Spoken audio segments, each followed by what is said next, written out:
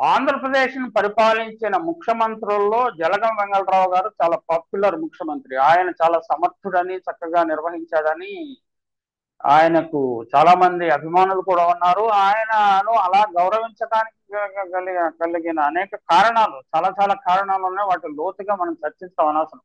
అంటే ఆయనకి ఎమర్జెన్సీ కూడా కలిసి వచ్చింది. ఆయన కాలంలో ఎమర్జెన్సీ ఉండటం వల్ల ఆయన ఎమర్జెన్సీని దుర్వినియోగం చేయకుండానే చాలా వరకు పరిపాలించాడు.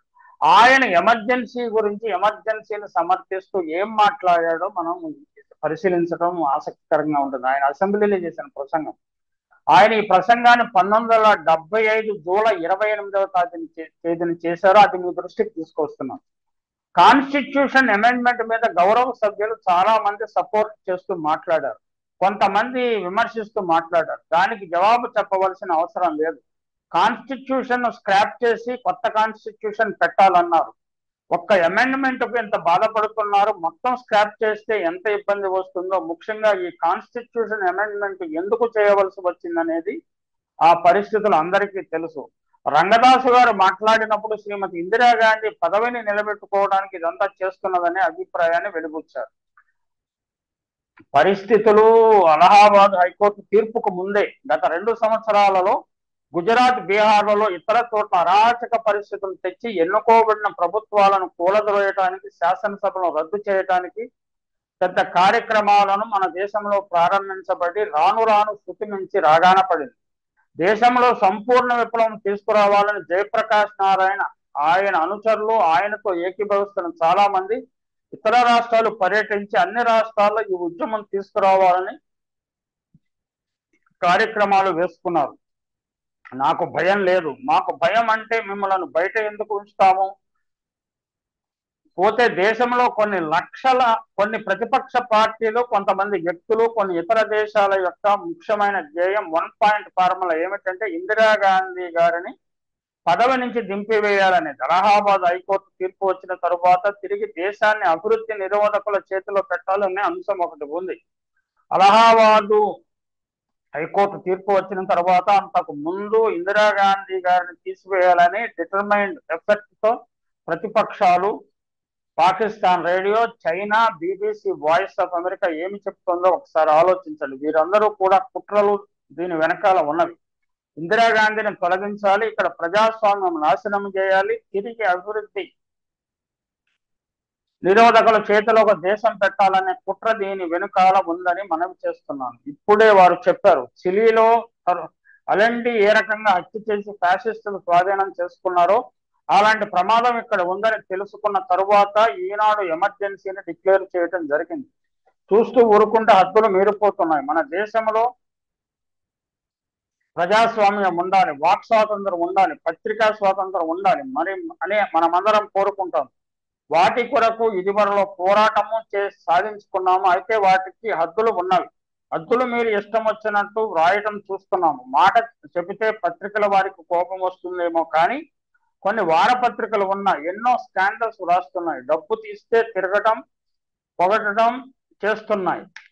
వాటిని కంట్రోల్ చేయడానికి అవకాశం లేకుండా పోయింది. ప్రధానమంత్రిని పట్టుకొని క్రింది దాకా స్టాండర్డ్స్ చేసి కావాలంటే అది ఏది కావాలంటే అది రాసి దేశాన్ని పాడు చేయటానికి తయారైనాయి పత్రికలు.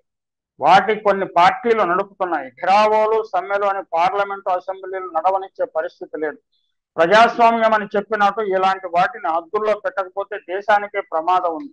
అసలు ప్రజాస్వామ్యానికే ప్రమాదం ఉంది. క్రమశిక్షణ లేకుండా పోయిందని మనవి చేస్తున్నాను. కాలేజీలలో, స్కూళ్లలో, ఆఫీసుల్లో, మిగతా చోట్ల క్రమశిక్షణ ఎక్కడ ఉంది? దేశంలో ఎప్పుడో పెట్టవలసింది. 5-6 మాసముల కింద పెట్టి ఉండాల్సింది. ఆలస్యం అయ్యింది. ఆలస్యంగా పెట్టిన మన బాగు కొరకే జరిగిందని మనవి చేస్తున్నాను. అంటే ఎమర్జెన్సీ పెట్టడానికి గురించి ఆయన మాట్లాడుతున్నాం. కానీ సామాన్య ప్రజలకు దీని వల్ల నష్టం లేదు. మామూలు పౌరులకు ఎమర్జెన్సీ వల్ల ఎక్కడ ఇబ్బంది కలిగింది అని అడుగుతున్నాను. వారి ప్రమేయానికి ఎవరు వచ్చారు? అల్లరి చేసి అరాచకం తీసుకురావాలని ప్రయత్నం చేసే వారిని కంట్రోల్ చేయడానికి ఇది పెట్టడం జరిగింది. ఈనాడు మన రాష్ట్రంలో ఎమర్జెన్సీ వచ్చిన తరువాత దాన్ని ఎక్కడ దుర్వినియోగం చేశాము? దీనివల్ల ఎవరికి బాధ కలిగింది? దేశంలో అన్ని రాష్ట్రాల కంటే మన రాష్ట్రంలో తక్కువ మందిని అదుపులోకి తీసుకుని మంచి చేసే ఈ సందర్భంలో మన రాష్ట్రాన్ని ముందుకు తీసుకుపోవాలి. మనం చేసిన వాగ్దానాలను అమలు చేయడానికి ఇది ఒక తరుణం అయ్యింది. దీనిని తప్పుగా చిత్రించవద్దునని మనవి చేస్తున్నాం. ప్రధానమంత్రి నిర్ణయం చేసే ముందు అన్ని రాష్ట్రాల ముఖ్యమంత్రులను పిలిచి మాట్లాడారు. అప్పుడు ఈ కార్యక్రమాలను అమలు చేయడంలో మా సహకారం ఉంటుందని మేము సహకరిస్తామని చెప్పాము. పార్లమెంటులో ఎటువంటి అల్లరి ఉందో అందరికీ తెలుసు. గత సమావేశం చూడండి. ప్రజాస్వామ్యానికి హద్దులు ఉన్నాయి. దేశ భవిష్యత్తు దృష్టిలో ఉంచుకోవాలి. అంతేగాని ప్రతిపక్షాలను అణగదొక్కడానికి మాత్రం కాదు. నేను రాష్ట్రం అంతా పర్యటించాను. ప్రజలంతా ఎంత ఉత్సాహంగా ఉన్నారు. మా మంచి కోసమే ప్రధానమంత్రి ఈ నిర్ణయం చేశారని ప్రజలు అనుకుంటున్నారు. కొంతమందికి బాగుండకపోవచ్చు. 27 సంవత్సరాలుగా హద్దుమీరిన స్వాతంత్రం అనుభవించిన వారికి కొంత కోపం రావచ్చు.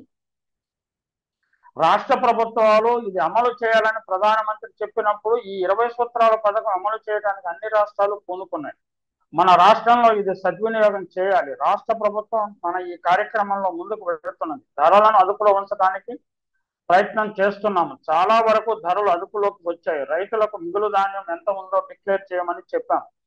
ధరలు తగ్గుతున్నాయి. అవసరమైన చర్యలు అన్ని తీసుకుంటున్నాము. డిస్ట్రిబ్యూషన్ సక్రమంగా చేయాలని తాలూకాకు ఒక సూపర్ బజార్ చొప్పున పెడుతున్నాము. మహిళా సంఘాల ద్వారా సూపర్ బజార్ల ద్వారా పంపిణీ చేయాలని ఉంది. అన్ని రాష్ట్రాలలోనూ కరప్ట్ ఆఫీసర్స్ రిటైర్ చేస్తున్నారు. మనం చేయటం లేదన్నారు. మన దగ్గర కూడా ఫస్ట్ నుంచి చేస్తున్నాం. మీరు ఎవరు రికమెండేషన్ చేయవద్దని మనవి చేస్తున్నాం. మన రూల్స్ అమెండ్ చేశాము. కేంద్ర ప్రభుత్వం నుంచి పవర్స్ వచ్చాయి. నేను సంతకం చేశాను. ఒక కమిటీ వేస్తారు. ముందుగా ఐఏఎస్ ఐపీఎస్ ఆఫీసర్ నుంచి మొదలుపెట్టి ముందుగా గెజిటెడ్ ఆఫీసర్ నుండి ప్రారంభిస్తారు. ఈ సందర్భంలో మన రాష్ట్రం ముందుకు వెళుతుంది. లీగల్ కాంప్లికేషన్స్ చేస్తున్నాము. ఇప్పుడు రిటైర్ అయిన వారు హైకోర్టు నుంచి స్టే తెచ్చుకుని కంటిన్యూ అవుతున్నారు అని అమెండ్ చేసి ముందు గెజిటెడ్ ఆఫీసర్ నుంచి ప్రారంభించి తరువాత నాన్ గెజిటెడ్ ఆఫీసర్స్ కు వర్తింప చేస్తాము. అంటే అవినీతి పరులైన వారిని తొలగించడం గురించి ఆయన ప్రస్తావించారు. ఈ సందర్భంగా ఇటీవల ఎమర్జెన్సీ అనే ఒక సినిమా వచ్చింది. నెట్ఫ్లిక్స్ లో కనిపిస్తుంది. ఎమర్జెన్సీ సినిమా, ఇందిరాగాంధీ ఎమర్జెన్సీ విధించడం గురించి. ఆ సినిమాని అంటే వన్ సైడెడ్ గా కాకుండా చాలా బ్యాలెన్స్డ్ గానే తీశారు. ఆ సినిమా నెట్ఫ్లిక్స్ లో చూస్తాం. ఈ వెంగళరావు గారి ఉపన్యాసం వినడం వల్ల ఆ రోజుల్లో ఏం జరిగిందన్నది కొంత అవగాహన